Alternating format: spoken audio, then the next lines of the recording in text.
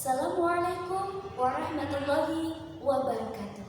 Alhamdulillah, anak solih dan solihah Bu Guru, sekarang kita sudah memasuki bulan Rabiul Awal, di mana bulan Rabiul Awal itu adalah bertepatan dengan bulan kelahiran Nabiullah, Nabi yang kita sayangi, Nabi yang kita cintai, dan Nabi yang kita rindukan bersama-sama. Insya Allah nanti di surganya Allah kita mendapatkan syafaat dari baginda Nabi besar Muhammad Sallallahu Alaihi Wasallam.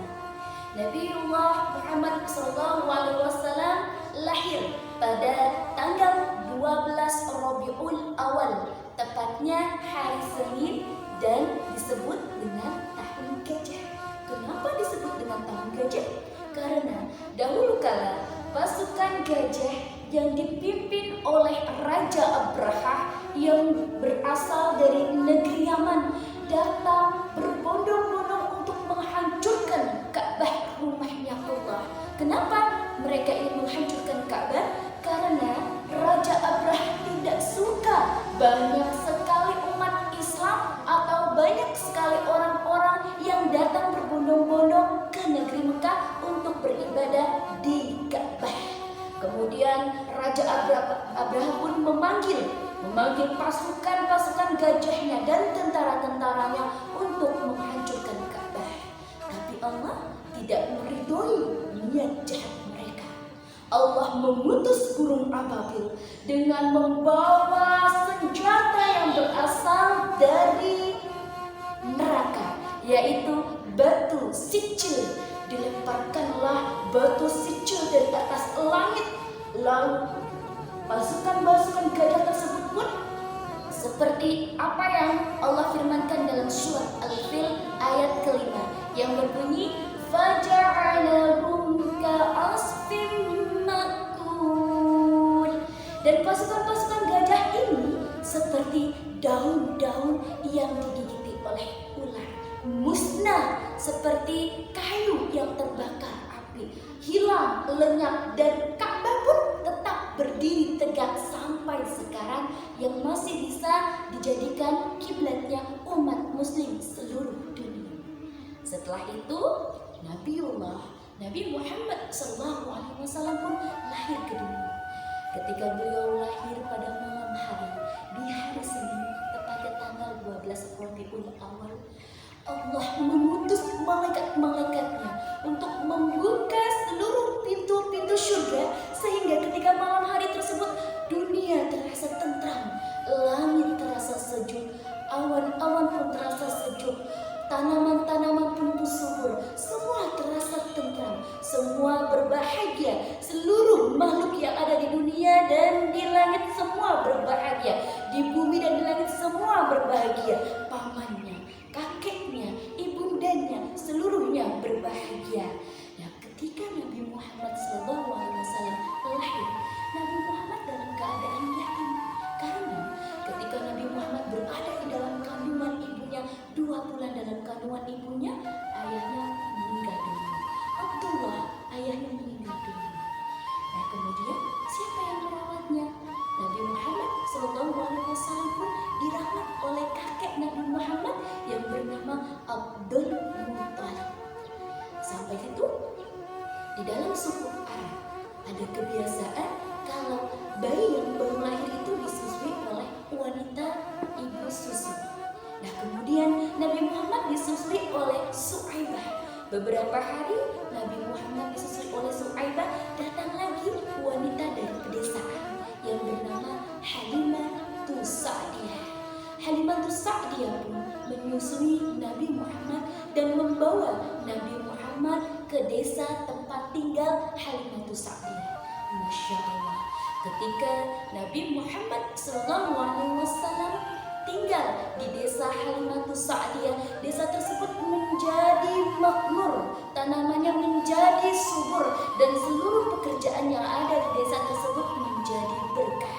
Dari situ Halimatus Sa'diyah sangat bersyukur dan berbahagia telah menyusui Nabi Muhammad, dan Nabi Muhammad SAW dianggap seperti anaknya Halimatus Sa'diyah. Selama itu Nabi Muhammad pun diambil oleh malaikat dan dibelah dadanya untuk dicuci hatinya. Kemudian Nabi Muhammad 2 tahun berjalan, Nabi Muhammad dikembalikan lagi kepada ibunya, yaitu Aminah. Ketika tinggal bersama ibunya 6 tahun usia Nabi Muhammad, ibunya pun meninggal dunia. Jadi Nabi Muhammad menjadi seorang anak yatim piatu. Lalu 8 tahun usia Nabi Muhammad, kakeknya pun meninggal, Abdul Muthalib pun meninggal. Kemudian Nabi Muhammad dirawat oleh pamannya yang paling membelanya, yaitu Abu Thalib. Abu Thalib pun menjaganya dan merawatnya bersama anak Abu Thalib, yaitu Ali bin Abi Thalib. Kemudian Nabi Muhammad SAW diajarkan untuk mengembala domba, dan Masya Allah, ketika domba-domba tersebut dirawat oleh Nabi Muhammad, domba-domba tersebut menjadi sehat dan menghasilkan susu yang banyak.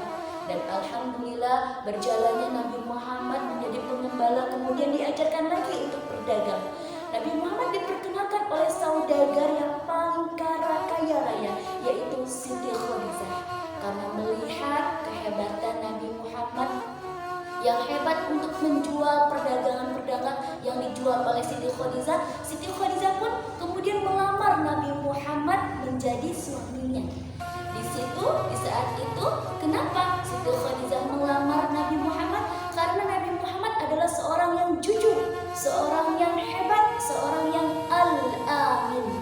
Jujur itu makanya Nabi Muhammad diberi gelar al-amin.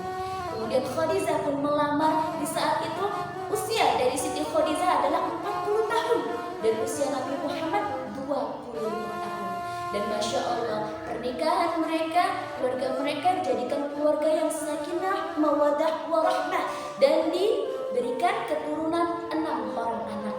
Yang pertama Qasim, yang kedua Abdullah, yang ketiga Zainab, yang keempat Ruqayyah, yang kelima Ummi Kulsum, dan yang keenam yang paling bungsu adalah Fatimah. Kemudian Nabi Muhammad ketika usianya 40 tahun, Nabi Muhammad beribadah di Gua Hiro, di mana Gua Hiro ini beliau beribadah khusyuk kepada Allah, bermunajat kepada Allah. Dan Masya Allah, di dalam Gua Hiro ini Allah menurunkan firman-Nya, yaitu surat Al-Alaq 1-5 yang berbunyi, A'udzu billahi minasy syaithanir rajim. Bismillahirrahmanirrahim. Iqra bismi rabbikal ladzi khalaq. Khalaqal insana min 'alaq. Iqra wa rabbukal akram. Alladzi 'allama bil qalam. 'Allamal insana ma lam ya'lam. Bacalah wahai Nabi Muhammad. Di situ Nabi Muhammad SAW diperintahkan untuk membaca. Maka dari itu, yuk sama-sama kita, semoga kita dijadikan orang yang gemar membaca. Karena dari membaca kita bisa membuka jendela dunia, dan dari membaca kita bisa mendapatkan ilmu-ilmu yang bermanfaat. Barakallahu fi ilmi, dan semoga warisan dari Allah Subhanahu wa taala dan warisan dari Nabi Muhammad SAW, yaitu 2 pedoman hidup kita, Al-Quran dan hadis, yang menjadi pedoman hidup kita, yang membawa kita ke jalan yang lurus, ke dalam surganya Allah Subhanahu wa taala. Semoga cerita dari guru ini bermanfaat dan kita bisa menjadikan Al-Quran dan hadis sebagai pedoman hidup kita. Terima kasih. Wassalamualaikum warahmatullahi wabarakatuh.